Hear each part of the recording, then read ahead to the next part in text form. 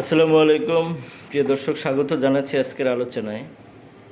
আজ বাংলাদেশ জাতীয়তাবাদী দল বিএনপির ৪৭তম প্রতিষ্ঠা বার্ষিকী।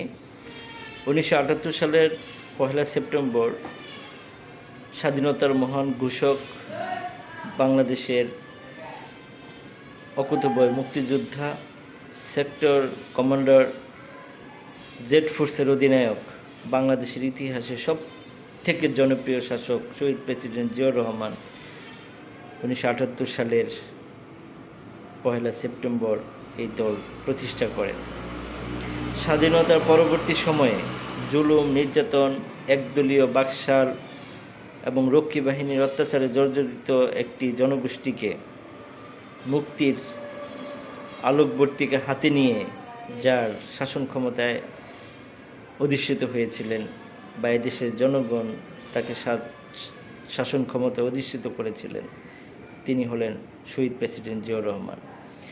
তিনি বাংলাদেশের বহুদলীয় গণতন্ত্রের প্রবর্তক, কারণ বাকশাল থেকে মুক্তি দিয়ে বাংলাদেশ একটি বহুদলীয় গণতান্ত্রিক রাষ্ট্রে পরিণত হয়েছে তার হাত ধরেই। বাংলাদেশের জাতীয়তাবাদী দল প্রতিষ্ঠিত হয় 4টি মূল নীতিকে অবলম্বন করে। সেগুলো হচ্ছে: সর্বশক্তিমান আল্লাহর উপর পূর্ণ আস্থা ও বিশ্বাস, বাংলাদেশি জাতীয়তাবাদ, গণতন্ত্র, অর্থনৈতিক এবং সামাজিক ন্যায় বিচার অর্থে সমাজতন্ত্র।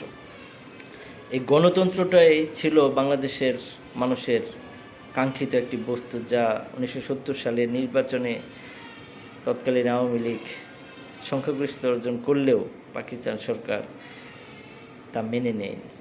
সেই গণতন্ত্রকে লালন করে একটি অর্থবহ গণতন্ত্র বাংলাদেশের মানুষকে উপহার দেওয়ার জন্যই বাংলাদেশ জাতীয়তাবাদী দল বিএনপির আবির্ভাব এবং তা নিশ্চিতকল্পে বিভিন্ন কর্মসূচি গ্রহণ করেছেন।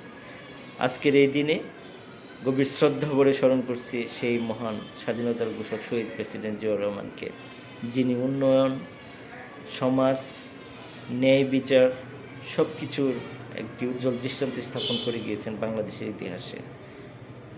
বাংলাদেশ সত্যিকার অর্থে স্বাধীনতার স্বাদ ভোগ করে কারো দাসত্ব মেনে না নেওয়ার যে মাথা উঁচু করে দাঁড়ানোর সৎসাহস জুগিয়েছিলেন শহীদ প্রেসিডেন্ট জিয়াউর রহমান।